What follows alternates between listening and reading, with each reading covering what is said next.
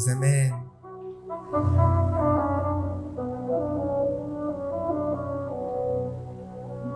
قالوا زمان وحلقة جديدة النهاردة وأمثالنا الشعبية وتراثنا الشعبي الجميل. العرب زمان كان عندهم قدرة على إطلاق الجمل الفصيحة والعبارات اللي بياخدوها من مواقف معينة بتحصل معاهم كل يوم في حياتهم اليومية، وخيالهم كان واسع قوي وبيقدروا يستشهدوا بالقصص والأساطير اللي تفاصيلها تشبه اللي بيحصل معاهم بالظبط، لدرجة إنهم وصلوا لحياة الرسل والأنبياء ودخلوا في تفاصيل الحكايات، وقدروا إنهم ينسجوا منها أقوال مأثورة وأمثال شعبية، لدرجة إنها بقت تتورث كمان من بعدهم ودخلت ضمن التراث الشعبي وبقت متداولة في كل الأزمنة، والدليل إنها وصلتنا. ومن ضمن الأقوال دي بقى المثل بتاعنا النهاردة، اللي تحسبه موسى يطلع فرعون. المثل ده بقى أكبر دليل على قلة الأصل اللي بنقابلها كل يوم والندالة اللي بقت صفة عادية عند بعض الناس للأسف. المثل ده فيه إشارة واضحة وصريحة ومباشرة لقصة سيدنا موسى عليه السلام وفرعون الحاكم الظالم، وده استشهاد صريح بالفرق بين الخير والشر والعدل والظلم.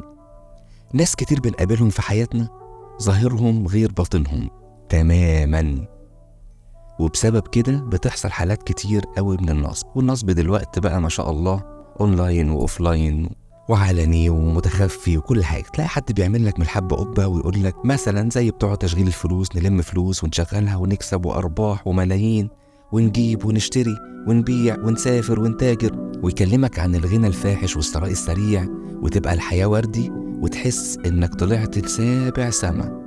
وفعلا للاسف في ناس بتنخدع فيه وبتتعامل معاه لانه في الظاهر بيتمتع بطيبة ورجولة وشهامة وأمانة سيدنا موسى.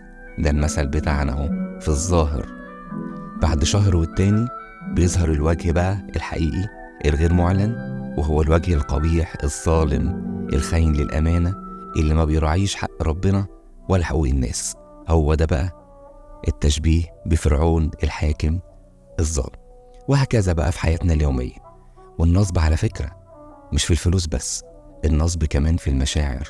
الوعود كتير والكلام الجميل كتير قوي. واوعى تنسى الحكمة اللي بتقول لا تنخدع بأفعال الناس لأنهم يفعلون بالعلن ما لا يفعلون بالخفاء. طيب هل معنى كده إن الدنيا خلاص ما بقاش فيها خير؟ لا أبدا، مش كده خالص. بالعكس، الخير موجود وكتير كمان، بس زي ما الخير والخيرين كتير برضو النصب والنصابين كتير. واحب أفكرك مش كل البشر موسى ولا كل البشر فرعون.